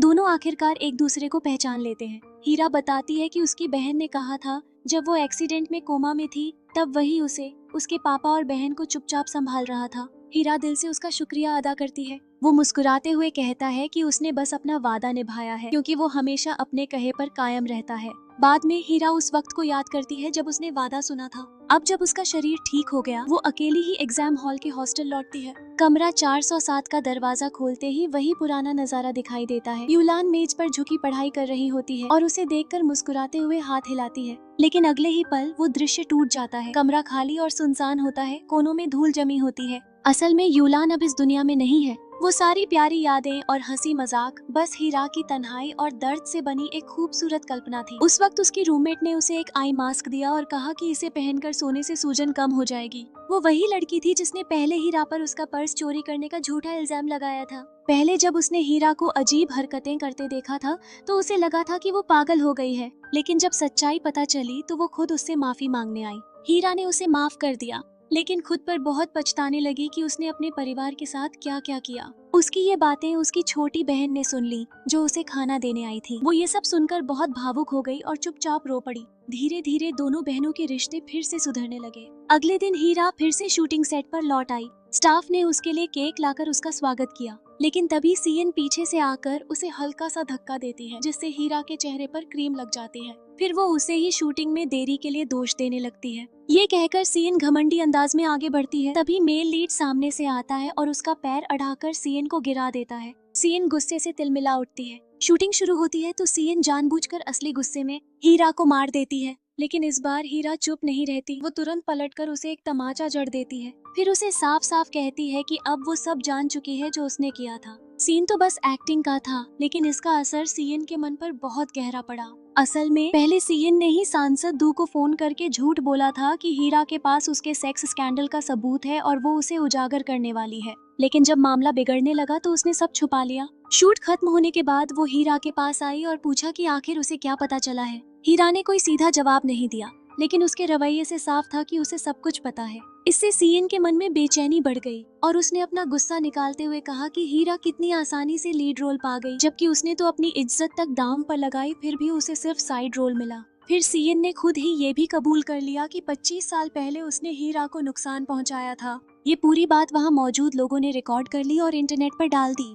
देखते ही देखते सीएन की करतूतें सबके सामने आ गईं। मिनी वॉन ने जब वो वीडियो देखा तो उसने तुरंत सीएन पर आरोप लगाया कि वो मानसिक दवाइयां लेती है और उसका दिमाग ठीक नहीं है, ताकि वो खुद को बचा सके। उधर डोयुन को जांच में कोई ठोस सबूत नहीं मिला था, लेकिन सनिन के खुलासे की वजह से उसे पूछताछ के लिए बुलाया गया। पूछताछ में डोयुन ने कबूल किया कि 25 साल पहले हीरा के साथ जो हुआ उसमें उसका भी हाथ था, मगर उसने सारा दोष मिन गुक्सिक और सांसद दू पर डाल दिया। असल में उस वक्त जो महिला कलाकारों से सर्विस ले रहा था वो सांसद दू और इवोन थे।